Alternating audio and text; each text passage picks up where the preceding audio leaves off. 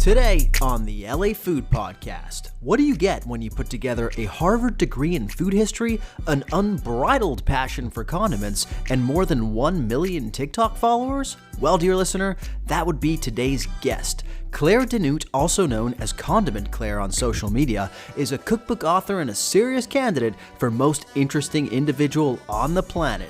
Despite now living in Europe and spending a lot of time gallivanting across the globe, Claire actually grew up in Los Angeles. We met up at the iconic bar Rooster Fish on Abbot Kinney for a wide-ranging conversation on why she's so obsessed with condiments, how she uses the science of flavor and taste to develop new inventive concoctions, and her unique twisty-turny road to TikTok stardom. Claire shares her Condiment Mount Rushmore with us, what she thinks of all these social media hot condiment brands, and where she likes to eat when she's in the City of Angels. And of course, we talk about her new book, The Condiment Book, which is quite frankly one of the most informative, useful cookbooks I've come across in a long time. Highly recommend picking it up.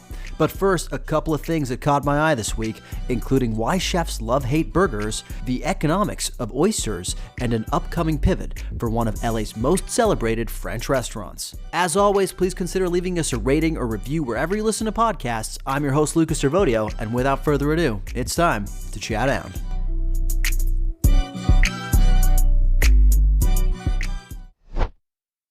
This episode of the LA Food Podcast is brought to you by Rooster Fish, the iconic Venice bar that's been serving Abbot Kinney since 1979. Whether you're in the mood for a killer cocktail, a local beer, or just some unbeatable people watching on the patio, Rooster Fish is where the Venice vibe lives. It's queer-friendly, cocktail-forward, and always buzzing with that West Side energy. Swing by and tell them the LA Food Podcast sent you. You won't regret it. Dear listener, we've got an epic interview for you today. We're speaking with Claire Denut, who you might know on TikTok and Instagram as Condiment Claire. I think I already said this in the intro, but Claire is probably the most impressive person we've had on this podcast to date, and that's saying something. Yes, she's a TikTok creator with over 1 million followers, but she's also a food historian, an author, and a professional sauce whisperer who's built a cult following by taking condiments very seriously. If you've ever defended QP mayo like it was a problematic family member or secretly judged someone for their dry sandwich order, this interview is going to be for you. But first, a couple of things that caught my eye this week. There was a trio of stories that did a really nice job of diving into some fascinating restaurant economics, and I'm going to post them all in the show notes, but one is a New York Times piece by Julia Moskin examining why certain chefs have a love-hate relationships with burgers. This obviously resonated with me because I'm in the midst of a challenge to eat 100 burgers in 365 days, and the burger that they actually centered the piece around is one I had really recently. It's the burger by LA chef Jeremy Fox, who's just added a burger to the Birdie G's menu after years of refusing to do so. Essentially, the article explores the tension many restaurateurs face between needing to have a surefire seller on the menu like a burger, but also the disruption that can cause to the kitchen from an operation standpoint, as well as to the check average when people are coming in and ordering a relatively low-cost item and doing so at the expense of more expensive, higher-margin fare. I think this is a really good thing to read if you're one of those people who are like, well, why don't restaurants just add something that everybody's going to order to the menu? Well, it turns out that it's not quite that simple, that there are many different considerations that go into play. And it also helps understand why some burgers, when you go to these sit-down restaurants, end up costing north of $30. That is one of the most common comments that I receive on my videos on Instagram is $32 for a burger? That better be fucking delicious. Well, when you take all of the expenses into account, not to mention the experience that you're getting at a sit-down restaurant, that $32 price point isn't actually that bad. And I think this piece really helps break down why.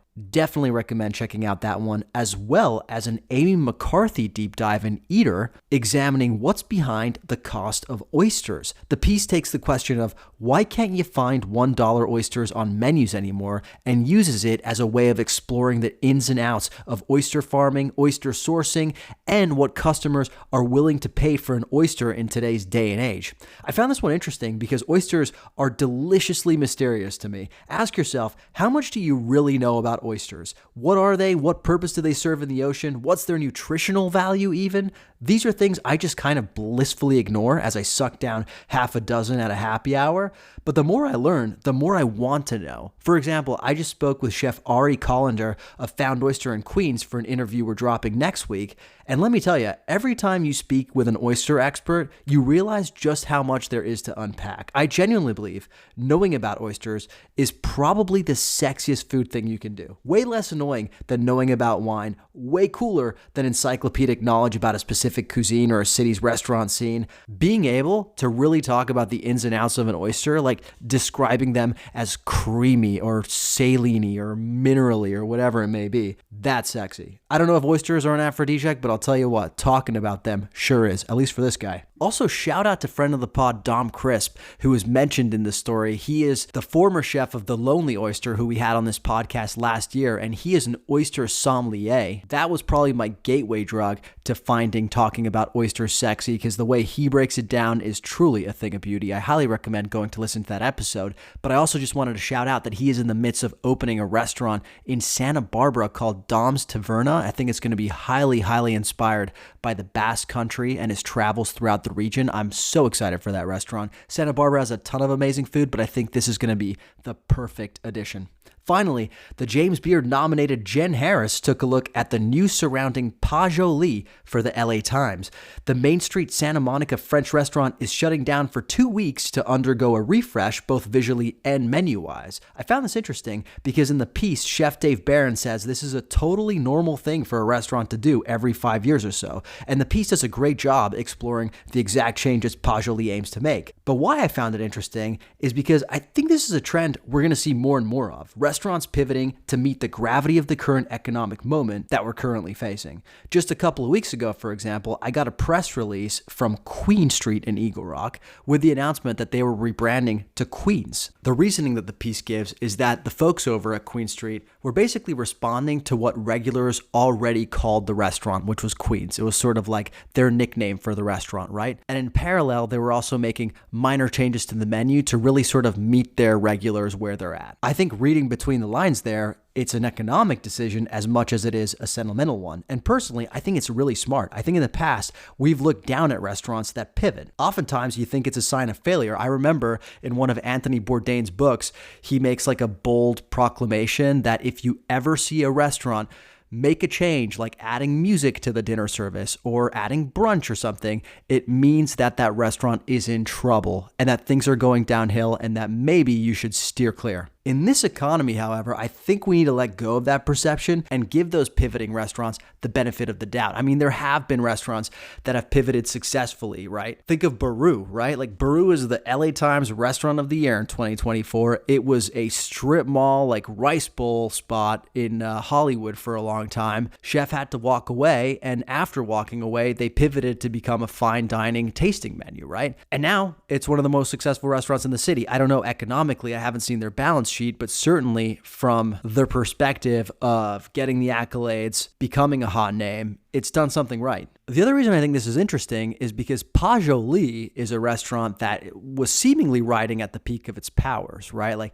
they were the restaurant that was listed as a semi-finalist for Outstanding Restaurant just earlier this year. That is a designation that no Los Angeles restaurant has been even close to getting for a very long time. So the fact that they were the ones to get it was kind of a big deal. It kind of felt like, okay, well, Pas Joli must be doing something special, not just in the city, but like on a national level, right? So the fact that now they are the ones that are pivoting, you can kind of look at it as like nobody's safe, right? Like even the most successful restaurants need to make changes in order to meet the economic moment and continue to survive. But you can also look at it as like, maybe that's what makes them successful, right? Maybe they're able to stay ahead of the curve and do the things that need to be done in order to be a viable restaurant, including refreshing yourself every 5 years or so. Definitely a really interesting case study. Highly recommend going to read the piece. We're linking it in the show notes. Okay, finally, before we move on to our interview with Claire, a couple of super quick plugs. First, episode 2 of our sister podcast on the Acquired Taste Media Network, Taqueando with Bill Esparza,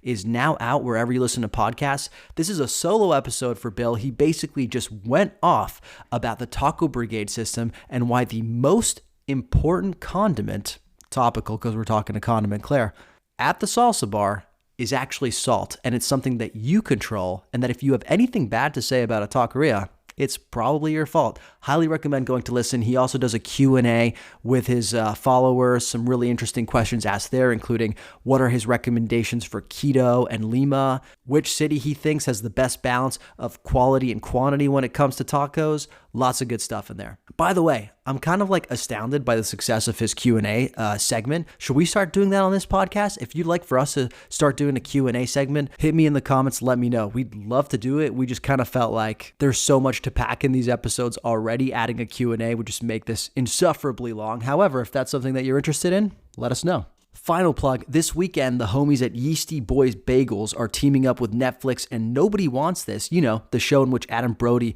plays the hot rabbi, for a limited time pop-up bringing a curated menu of original bagel creations inspired by the comedy series. And I gotta say, some of them sound pretty good.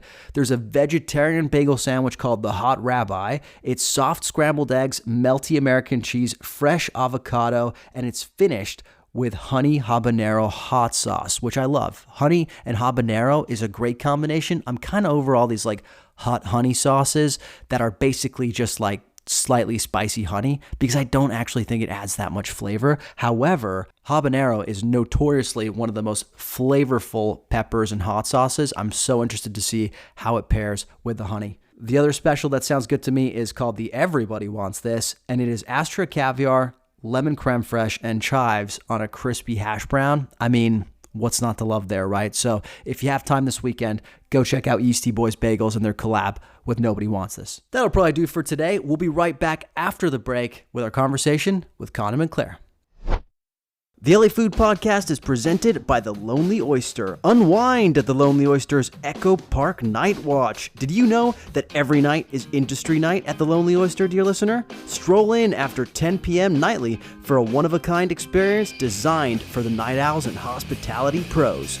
Indulge in $12 handshake cocktails, expertly crafted liquid chef concoctions, delicious late-night hot bites, and chef's choice dozen oysters. More than just a place to unwind, The Lonely Oyster warmly welcomes industry professionals, providing a space where like-minded individuals can connect, relax, and enjoy the camaraderie that comes with the late-night scene. Whether you're looking to kick back after a long shift or simply enjoy the vibrant atmosphere, late night at The Lonely Oyster is the perfect rendezvous for those who appreciate good company and great food and drinks. Don't miss this nightly affair and let the good times roll at The Lonely Oyster.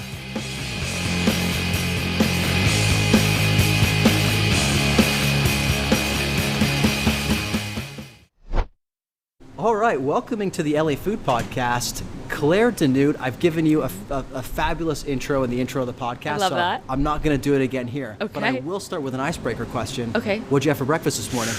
Ooh, you know, I have this thing that, so my family lives in Malibu when I'm here, and there's this, we like to go to Alfred in the morning, which is like so basic, but it really reminds me of high school. And I always get a chagachino. That was like my go-to. Like the mushroom one? It's like a crazy mushroom one. It's literally rocket fuel. Your heart beats so fast after having it. Yeah. But it's kind of a tradition. Yeah. But I'm also a matcha girl, so I had a matcha and a chagachino. I woke up at 2 a.m., so you know, that's kind of what we do. And my aunt just had a baby, so she always prepares him like this really yummy plate of like mashed egg yolk and avocado and bread, because this baby eats so much. Wow. So I had a little bit of that with the baby, and then had just a ton of caffeine. You had literal baby food. I did. But But this baby eats adult food. Yeah. Because my aunt's a chef too. Oh, no way. So yeah. So she created the Great White menu. Wait, so she's in LA and love her. Yeah. No way. Yeah. Very small world. Yeah. Well, okay, you kind of beaten me to the punchline because your bio sounds like two truths and a lie, except it's all true. Somehow. Yeah, somehow it's all true. Let me see if I got this right. You can correct me if I'm wrong. Let's see. But you're a London-based, Harvard-educated food historian, content creator, and cookbook author. Greek mother, Yeah. French father. There you go. Who also happened to grow up fencing for Team USA. Yeah, there you go. That's crazy. Yeah. Did I mess any of that up? No. Somehow all real. Wow, Yeah. that is. It feels like like ChatGPT wrote that. I'd be like, that is unbelievable. Yeah. It's keeps things exciting. But in all of that, you grew up in Los Angeles. Yeah, I right? did. Yeah. What was that like? Honestly, incredible. I know a lot of people have negative things to say about LA, I think, especially if you're from here. But I love the fact that you can grow up somewhere where, you can go on a hike, you can go to the ocean, there's so much nature. And I also think growing up here, you are a child for longer, because at least back in the day, there wasn't Uber, there wasn't Lyft. So if you were going somewhere, your parent had to drive you, or a friend's parent had to drive you. So everyone kind of knew where you were at all times. And looking back on it, obviously there were moments where that was frustrated growing up. Right. Because it wasn't like New York where you could run down the street, like get into a club with a fake ID just by walking there, anything like that. Yeah. So I feel like my childhood was really preserved being here, and I was also able to know, like, wake up on a Saturday morning and hike to Mescal with my parents and go to the Palisades Farmers Market. Like, that was such a routine. And so I really love being from here. That's awesome. Yeah. How often do you get back? This is the longest I've been without coming back. I haven't been here in over a year. So I got here 2 days ago, saw my family, saw my grandpa. It's great. Never want to go that long ever again. It's just been, with the book coming out in the UK last year and then having to go on book tour, it's been an interesting 6 months of nonstop book tour. So I'm really happy to be back. I bet we're going to get to all things book and the stops that you're doing here in Los Angeles, which we're going to encourage people to go to. But I want to, what was, in terms of like your food journey, how did growing up here shape that? Oh, it so shaped it in the sense that, there's obviously such a big Mexican influence in LA and Japanese influence. And so my two favorite cuisines are Mexican and Japanese because it tastes like home. Yeah. And even though, yes, my father's French, my mom is Greek, Mediterranean flavors, French flavors feel very comforting to me. If I'm having a bad day, it's like I really need those. But in terms of my day-to-day, what I could eat every day, I will douse anything in ponzu or in soy sauce, have some furikake in there. If there's like a good salsa verde, like that's what I love. I've heard you sing ponzu's praises, and I can't wait till we get to the Mount Rushmore of your condiments. Can't wait. I have a feeling it might make an appearance. Yeah. But I want to double click on the food historian part of your bio. What drew you to study that? So I always knew I wanted to study history, and everyone told me, okay, if you get into Harvard, why would you actually study history? Like, what are you going to become a history teacher? And I was like, I don't know what I'll become, but I love history. So I may as well, take that opportunity to get that education and learn about what I want to learn about. So Good for you. Thank you. So I learned about modern Europe. So it was 1800s to present. And I studied history and literature, it was called. So it was basically learning history through literature at the of the time. So novels, restaurant menus, fashion magazines. So you really felt like you were immersed in that time period. Yeah. And slowly but surely, I started focusing on, we had a lot of freedom in terms of what we wanted to study.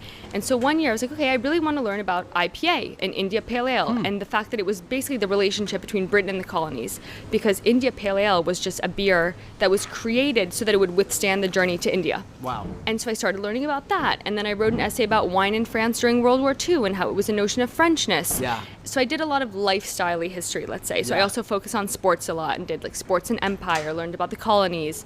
And I just loved that niche. That's so cool. I did the opposite. I went to U Chicago for a year, and I found every opportunity to write about food in subject matters that had nothing to do with food. Love that. I took a class on the American desert. Yeah. And it was this awesome class. It was like one of the highest rated classes at U Chicago. Yeah. And I had, for the final essay, I wrote an article or an essay about Nepalus and like cactus. Love that. Looking back, it had absolutely nothing to do with the desert. Yeah. I think I got like a B- because honestly, like it had nothing, like it was just so not germane to the topic. Yeah. But you gotta follow your passion. Yeah, exactly. Yeah. As long as you enjoyed it, why not? Yeah. I understand that before you zeroed in on your final thesis topic, you considered doing something on the Michelin. I did. But then gave it up because too many tires. Just too many tires. Yeah. Too many tires. Because the original Michelin guide was basically a guide, to take you on a drive. Like, where would you stop if you were driving on a long journey? But as you learned about it, it was just about the tires. And I was like, as much as I love, I love Formula One, but that's not a Michelin guide tire. I was like, that's not a Michelin tire. So after like a month of like really going deep into primary sources, I was like, I'm gonna tap out while I can. Good for you. Thank you. Listening to yourself.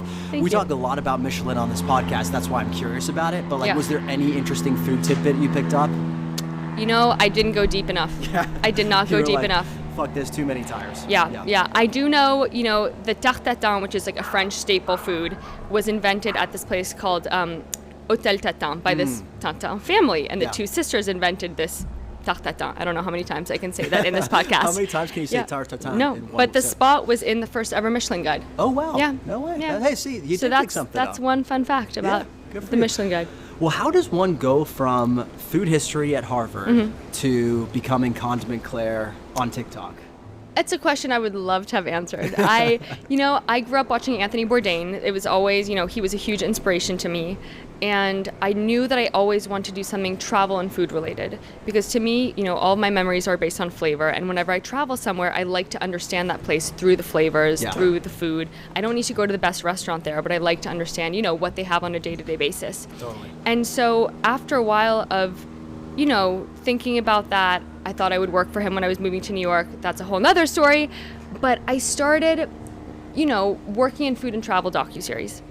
And after a while, I just got the opportunity to film my own show, or do a few pilots. The pandemic hit. I kind of just then did not have a job. So I was like, what do I do? What do I do? And I basically got on a call with someone who was like, well, if you actually want to do this, you need a following. And I've never been a social media person. It's just not something that I enjoy necessarily. And I figured, you know what? It's the pandemic. I just moved to Prague. I was just about to move to London. I was like, I'm just going to start on TikTok because that's where you get a following nowadays. Like, why not? Yeah. And I started, and, my username was not even Condiment Claire at the time. It was Claire from Where, and it was all about cultural differences and the fact that I sound like this, but I'm also French and Greek, and also I've lived in Rome. And so from that's how, Condiment Claire kind of came about, because people started recognizing that, even in my social media and in my videos, I guess I would talk about condiments a lot. Right. Didn't realize that was a thing, but I guess it was. And so when I started getting recognized, people were like, you're the condiment girl, you're Condiment Claire. And the name stuck. And then I got a book deal from it, so I'll roll with it. Wow, the path was kind of chosen for you. Exactly. Yeah. When did you have your moment where you were like, oh shit, I'm Condiment Claire now? I was still Claire from Where on social media. I'd just flown to New York. It was my first time leaving the UK since the pandemic had started. So it was 2 years in. I was so excited. I was seeing my friends. We obviously were waiting outside at Siddell's, as one does. As one does. And this woman runs up to me and was like, Condiment Claire, you're the condiment girl.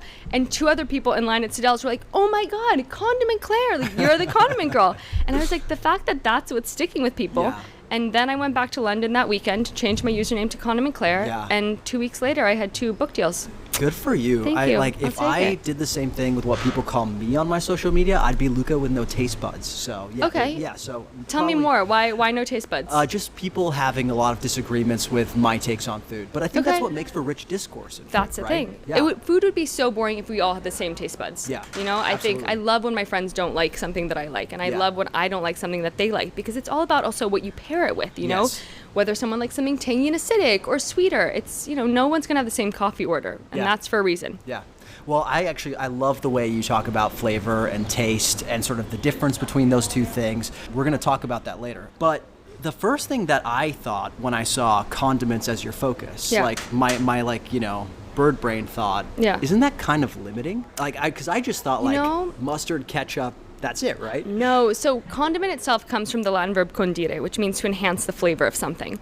And so it's really anything that you add to a dish that's not necessary, so that can be salt. Yeah. Salt can be a condiment and it can be an ingredient. Butter can be an ingredient and it can be a condiment. But it's also, it's not about condiments, it's about flavor. And the fact that, every culture can make a roast chicken, but it's what do you put on it that makes it so yours? And that's the condiment. So really, you're just learning about different cultures in a really accessible way, financially accessible. Also, the history of a condiment, it can be convoluted, but it's really fun to learn about. So I think if you learn about the condiment in front of you, you learn about a different culture, you learn about a different method of eating. Yeah. And so it's not limiting whatsoever. Spice is a condiment, and there are God knows how many spices. Yeah, right. No, and that's the thing, right? The moment I started actually going down the rabbit hole of your videos, your content, your book, I kind of realized condiments are it's all of it. Yeah. It's everything that gives dishes their raison d'etre, to use a French phrase, right? There you go. That to me, it kind of expanded my definition of what a condiment is. Yeah. Is that what you're hoping to do a little bit with your content and your books? Yeah, I think I love learning about the plate in front of me, and I think if people can learn about their everyday dishes and have that curiosity, it just makes anything more appreciative.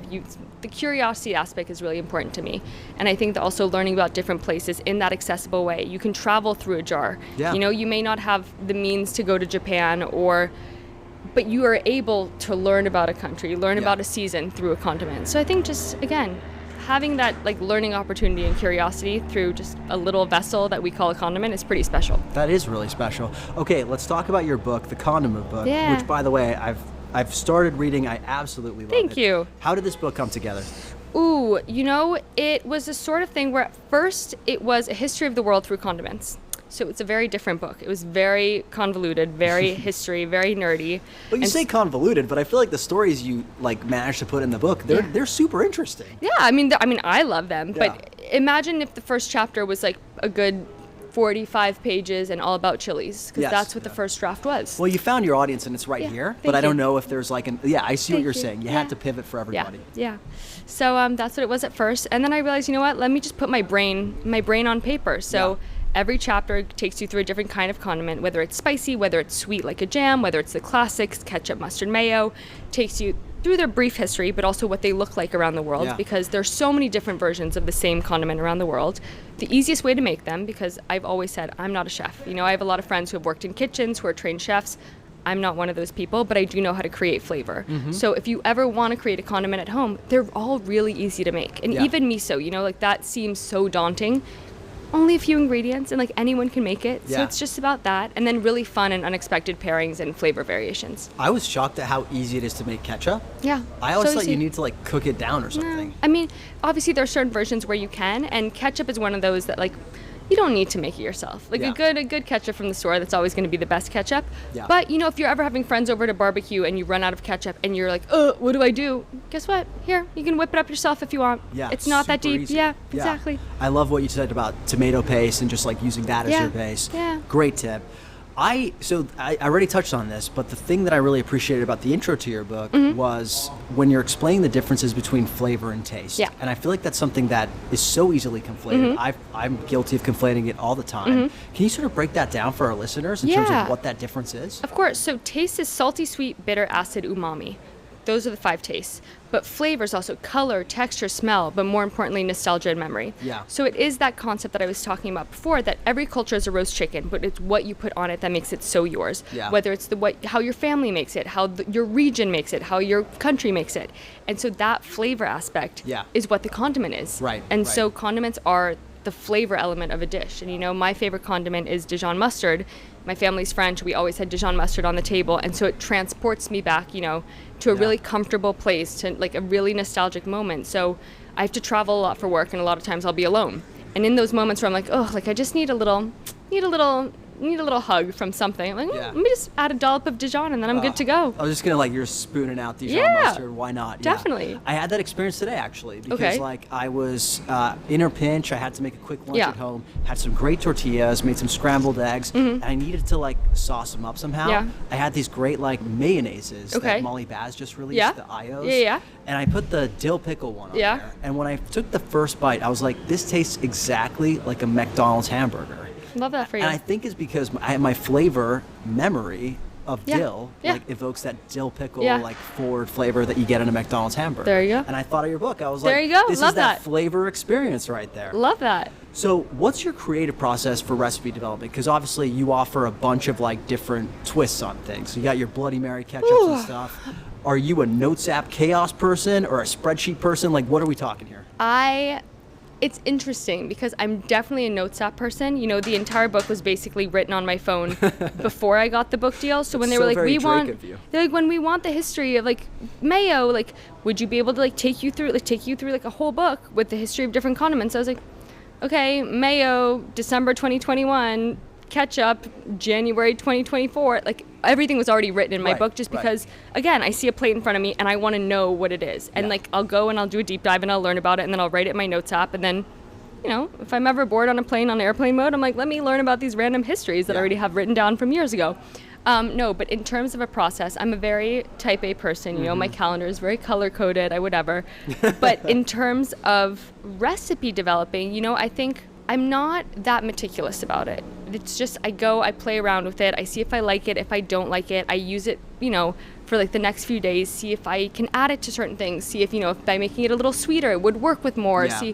So it's kind of just a tasting process. I mean, I love that, and I feel like your content kind of inspires that sort of exploration and play in the kitchen. Like I remember recently you posted a video of you kind of like experimenting and wanting to make this like chicken Caesar wrap, right? Yeah. And I love that because I was like, throughout the video, you're just like, I'm just going to throw this on there. Yeah. Oh, this sounds good too. Yeah. And I think that that's like kind of like a really like courageous thing that a lot of people are afraid to do in the kitchen is explore. Well, I think that's the thing. Like, no one should be having a boring Tuesday night dinner. Yeah. And I think condiments can allow you to not have that boring Tuesday night dinner. Yeah. But obviously, like, the idea of pairing something with something that it's not meant to be paired with. Like ketchup, you think hamburger or hot dog. Yeah. And if you were to put it on something else, it's kind of scary for some people. But I think the main thing to remember is, if you pair it with something and it doesn't work, okay, who cares? It's okay. Like, you might have one bite where you're like, didn't like this, but now you know that about yourself. Yeah. And I think just realizing, like, okay, why didn't you like that? Was it too sweet? Was it too acidic? Was it a texture thing? Yeah. And then next time you can just go from there and, I've heard you say the Tuesday night dinner thing before. What do you have against Tuesdays?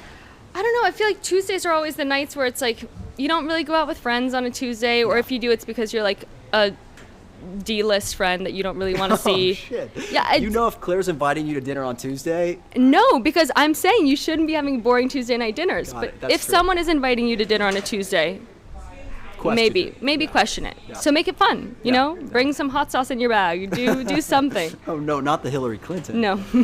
So you mentioned the ketchup thing. You mentioned sometimes pairings don't work. Yeah. What is an example of something that did not work that is on the cutting room floor of your cookbook? Oh, that's tough. Your book, sorry. Something that didn't work. Making salad dressing with mayo is difficult. Texture thing. So that's not really a flavor thing, but it's more so a texture thing. But mainly for me, because I love a really mustard-heavy mayo. And so I think if you're not adding mustard to the mayo to make a dressing, it just becomes too creamy for me. Yeah, got it. Yeah. And you can't it's like too creamy, really too coat oily. everything. I also am not an olive oil and ice cream girl. You're not? Not. Oh my God, why? I don't like the fatty and the creamy. That's I like soy sauce on vanilla ice cream. I like balsamic vinegar on vanilla ice cream. I like salt. But personally, I would never opt for olive oil on honestly any dessert. And I know that's a hot take. And I know that I'm one of the few people. And that's okay. And I'm not telling you that I'm right. But it's just, for me, not my thing. I don't know, just double down on it, Yeah, if not it's my your thing. thing, it's your thing, you know? It's crazy, but it's your thing. Yeah. So you talked about your love for Dijon mustard, but if you had to come up with a Mount Rushmore of your favorite condiments, what would it be? Dijon mustard, soy sauce because it's so versatile. Put it on everything, vanilla ice cream. I love cinnamon. I think it's the American in me. I really, really need cinnamon in my pantry. I didn't have any for 48 hours last month, and it was really difficult. Yeah. It was a really tough time. Why, could they not sell it? Or did they not sell No, it I'm picky with my cinnamon. Like, it needs to be like a beautiful cinnamon. Like, I don't want it to be, in the UK, it's very difficult to get great cinnamon. Interesting. In the US, super easy. Yeah. You know? In the UK, you get it, it's grainy, it tastes kind of woody. You need to be very careful about which ones you buy. And usually, when you buy a nice one, it's going to be very expensive. But it's going to be like a beautiful powdery one. And that's something I'm willing to invest in because of how often I use it. Yeah. A really good salt. A really good salted butter. That's really important to me. Yeah. So it sounds like you have like, these all seem quite foundational. Yeah. Is that where you come from? These are like, these are so versatile. I can use them. In terms of my kitchen, like Dijon mustard and everything, I probably have it at least for one meal a day. Yeah. At least. Yeah. A good balsamic too. I love a balsamic vinegar and apple cider vinegar. I just like really like tangy. Yeah. Like I like tangy, sharp, acidic. I'm in the same boat. I was racking my brain about what I would say if asked what my favorite condiments are. It's so hard. Okay, what are your top three? Well, okay, so I played the like little March Madness style thing that you have in your book. Yeah. And I ended up with mayonnaise against peanut butter in the final. Okay, so you like a creamy. I do like a creamy, and I think that peanut butter ended up winning because I kind of just like gravitated towards the versatility. That's fair. fair. You know what's funny about that is before I played that game, and I was like, oh, what am I going to tell Claire to sound cool? Peanut butter didn't even cross my mind, like as a potential condiment, right? And how do you eat your peanut butter though? Do you like mix it with things, or do you have it as is? Are you a crunchy? Are you a smooth? Now we need to go deep. Variety, Okay. You know, like there's certain occasions where it has to be creamy, certain occasions where it has to be crunchy. Okay. But like mostly, you know, obviously there's the PB&Js. Yeah. But I love to make a good like peanut sauce for a satay or something. Love that. Throw some into like a makeshift pad thai. Great. Also like there's this one dessert, like makeshift dessert that I make that my wife like roasts me for. Okay. It's peanut butter, usually crunchy, mixed with Greek yogurt. That's normal. Is it normal? I do thought that. It was pretty I do normal. that. Yeah. And then you okay. get a good dollop of jam, maybe some rice pop cereal in there. Okay. I'm not. I get it. Yeah, no, okay. a ton of cinnamon, some salt. I feel seen. Yeah. Thank you. Yeah. I get it. Yeah. No. Yeah. The shame I've carried with me for that choice. Don't worry. But yeah. Don't worry. It's that's up there. But then I was thinking of other condiments that I really love. I mean, Calabrian chili is huge for me as an Really Italian. good. Yeah. Tomato sauce. I just kind of was like, you kind of can't get away from it in Italian cooking. Yeah. It's everywhere. Yeah. So I really love the umami that brings to a dish. And then I think lemon. Like just, you know. Lemon and anchovy, underrated ones. Yeah. Anchovy has to actually be in my, Anchovies definitely up there my for top me, 5, too. yeah. Yeah. I could put anchovy in everything, Yeah. I think. It's just the specific umami kick that it gives a dish, it's like unparalleled. Yeah. Is there anything like it? MSG maybe? Yeah, MSG is a good one too. Yeah. So one thing when you scroll Instagram or TikTok these days is you kind of see like a never-ending conveyor belt of like TikTok hot condiments. We have already mentioned like IO, but there's like squeeze bottle olive oils, chili crunch, stuff like that. Tin fish, of course, had a huge moment there. Yeah. Are we in a golden age of condiments, or are we reaching oversaturation? I think we are in a golden age in the sense that people are finally appreciating them. So I think, you know what? If you want to go out and buy the beautiful squirty bottle, if you want to buy the tin fish because it has a nice package, you do you. Like, again, like, I am never going to judge anyone who does that. I really like the fact that people are appreciating condiments. I think there are definitely so many now. But again, it's a way for people to travel. And I think if you actually take the opportunity to buy that condiment and then play around with it, it's better than not doing that whatsoever. 100%. I agree with you. I feel like so inspired to go explore now. Great. In that spirit, though. Yeah. What is the most deranged food habit you have that you've never shared? We've heard soy sauce and ice cream, which to me sounds a little crazy. I'm gonna try it though. Okay. But what else you got? I love mixing any jam with Dijon mustard. Okay. I can't even wrap my head around if you're making a roast chicken, Dijon mustard on the side. Dijon mustard with a little bit of a berry jam with that chicken, delicious. With a spiced plum jam, delicious. Okay. You know, my friends before my US book tour, it was so sweet. They hosted a condiment book potluck brunch on Sunday before my flight. And someone brought a quiche, someone brought a tarte tatin, someone made a roast chicken, bunch of crudités, dips, all of that. And so we had a bunch of jams on the table too. And I had there's this one mushroom quiche recipe in my book. That with this berry jam that had blackberries in it, black currants, red currants, with Dijon together was so delicious. You know, you had like the woodiness, like earthiness of the mushroom, the cheese, the salty, but with the punch of the Dijon and the sweetness of the jam. It just was very nice. That makes a ton of sense. I don't know, I like scrunched my face when you said that. Yeah. The Dijon, and I hope you didn't feel judged. No, never. Good. Don't worry. Like, in hindsight, it makes perfect sense because you think of like a chutney or something like that. Yeah, it's you a have very the vinegar. similar idea. There you go. Totally. Okay, I will never scrunch my face at you again. I promise. Don't worry. Claire, you've had such an interesting journey. Obviously, you were on the verge of making your own TV show too, which, by the way, I would love to hear more about sometime because I understand that it involved grandmas. Yes. And they are like the most fascinating, people in food probably. Yeah. But is that something you'd like to do in the future?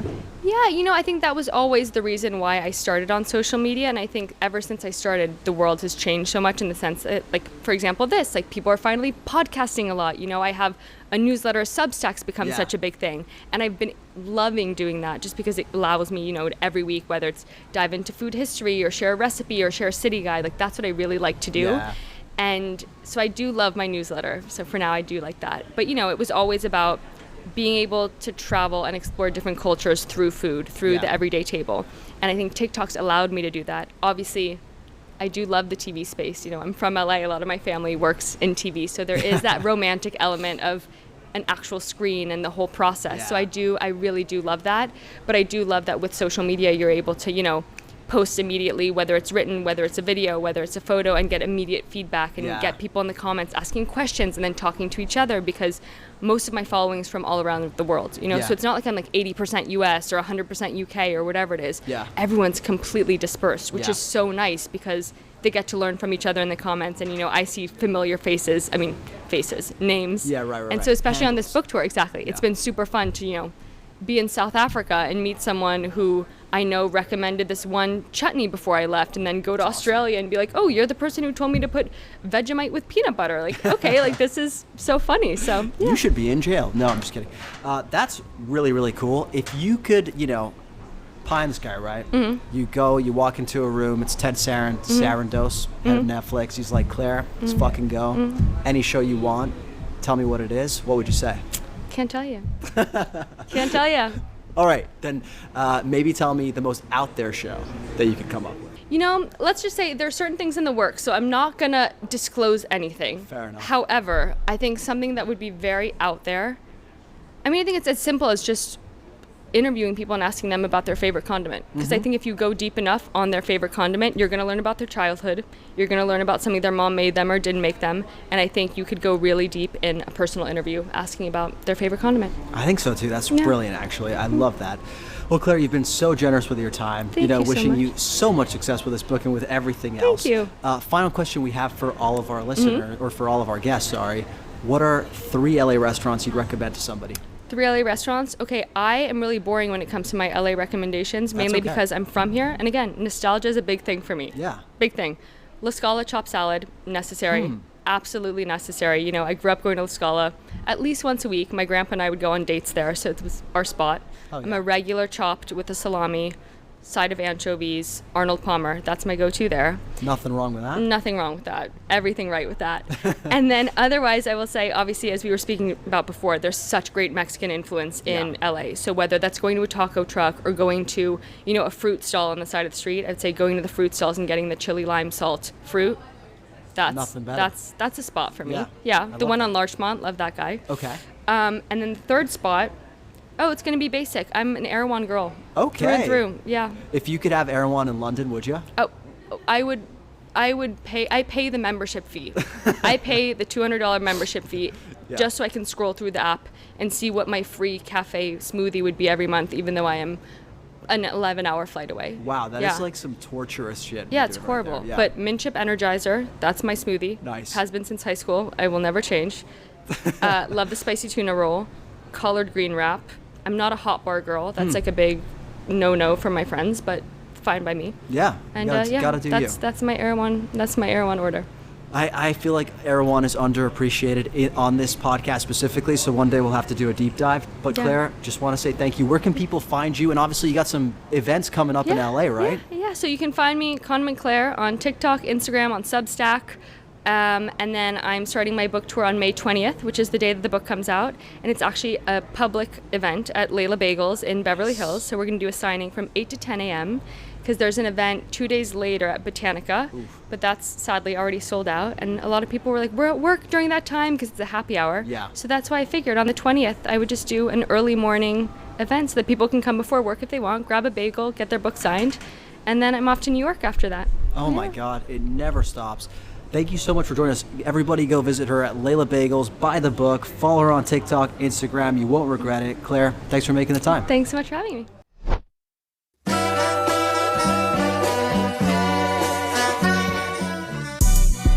Thanks for listening to another episode of the LA Food Podcast, dear listener. Thanks to our guest, Claire Denute, for making the time for us. Seriously, I highly recommend going to pick up her book, The Condiment Book. And thanks, of course, to Roosterfish for hosting us for this conversation. If you like what you heard here today, dear listener, please go to wherever you listen to podcasts, leave us a rating, a review, subscribe. Seriously, all that stuff really helps us make our way up the charts, both on Spotify and Apple. We'll be back next week with another epic episode, but if you're looking for me in the meantime, you can find me on TikTok, Instagram, Threads, YouTube, and even our website at the LA Countdown. That's TheLaCountdown. A reminder that the LA Food Podcast is powered by Acquired Taste Media. To learn more about Acquired Taste, visit acquiredtastemedia.com or check us out on Instagram at It's Acquired Taste.